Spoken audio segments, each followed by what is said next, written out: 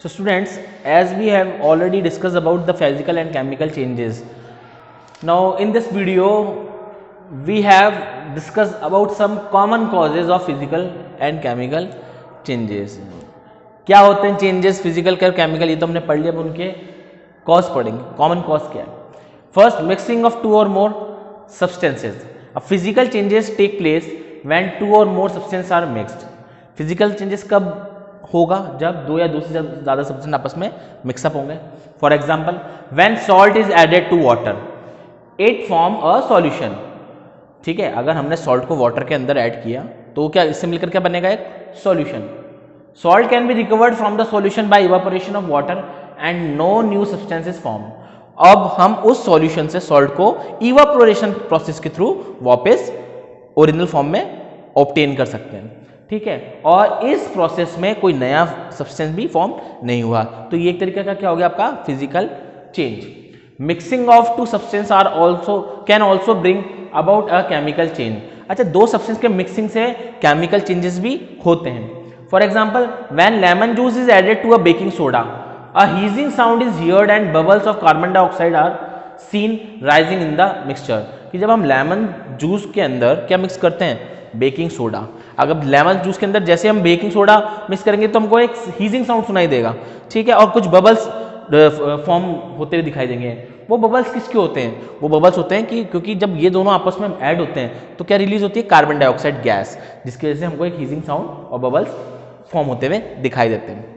In this case the two substances react and form new substance with entirely different properties. इस case में एक नया substance form होगा और ये जो नया सब्सटेंस होगा इसकी प्रॉपर्टी ओरिजिनल वाले सब्सटेंसेस से बिल्कुल डिफरेंट होगी. The original substances can not be recovered. और इससे इस केमिकल चेंजेस से में कोई ओरिजिनल सब्सटेंस वापस रिकवर नहीं हो सकता है. Second, chemical reaction. When iron object are exposed to moist air, a reddish brown covering of rust, that is new substance, is formed on the surface of iron. देखिए, जब भी कभी हम आयरन ऑब्जेक्ट या आयरन आर्टिकल को अगर हमने खुले पे रख दिया, ठीक है, हवा में, तो क्या होता है उसके ऊपर एयर और एटमोस्फेयर में जो वाटर वेपर है उसकी कांटेक्ट में आने से उसके ऊपर एक रेडिश ब्राउन कवरिंग आ जाती है.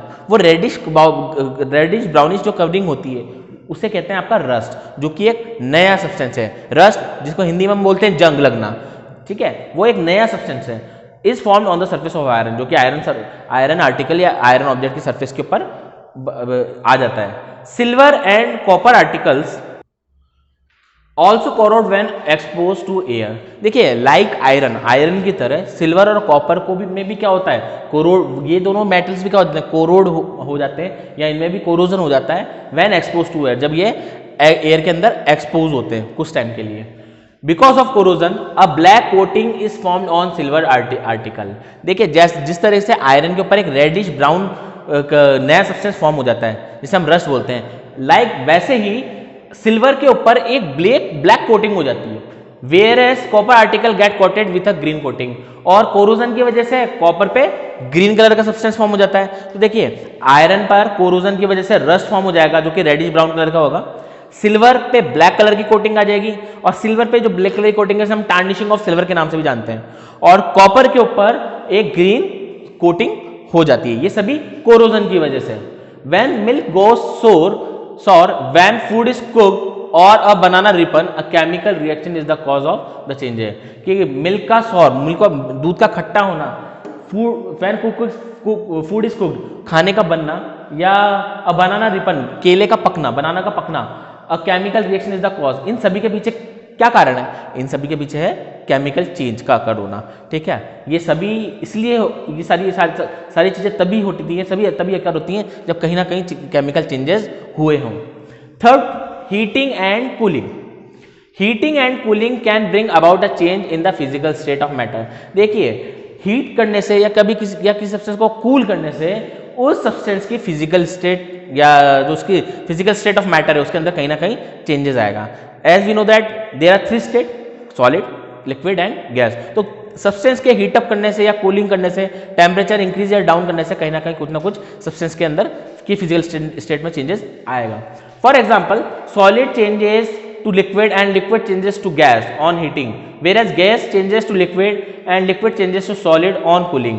यानी टेम्परेचर इंक्रीज करने से क्या होता है, हीटिंग करने से क्या होता है, जो सॉलिड है वो लिक्विड में चेंजेस हो जाता है और लिक्विड किस में चेंज हो जाता है, गैस के अंदर चेंज हो जाता है। वेयर एज जबकि गैस को अगर आप गैस किस में चेंज हो जाएगी, लिक्विड में, और लिक्विड किस में चेंज हो जाएगा, सॉलिड में। कब, जब हम उसको कूल करेंगे। Heating a raw egg to obtain a boiled egg, burning of a candle, melting of a wax, burning of a piece of paper can happen because of heat. अब देखिए ये कुछ एग्जांपल है जो हीट के कारण अकर होते हैं। जैसे एग का बॉयल होना, मैंने बताया रॉ एग लाए, रॉ एग को आपने हीटअप किया, हीटअप करने से बॉइल्ड एग जो होगा वो बिल्कुल डिफरेंट होगा। बर्निंग ऑफ अ कैंडल, ये भी डिफरेंट हीटिंग की वजह से होता है। मेल्टिंग ऑफ वैक्स यानी मोम का पिघलना, ये burning of peace of paper, ये सब किसके कारण होते हैं, ये सब किसके कारण होते हैं, ये होते हैं बिकॉज ऑफ हीट, हीट के कारण। Fourth, application of force.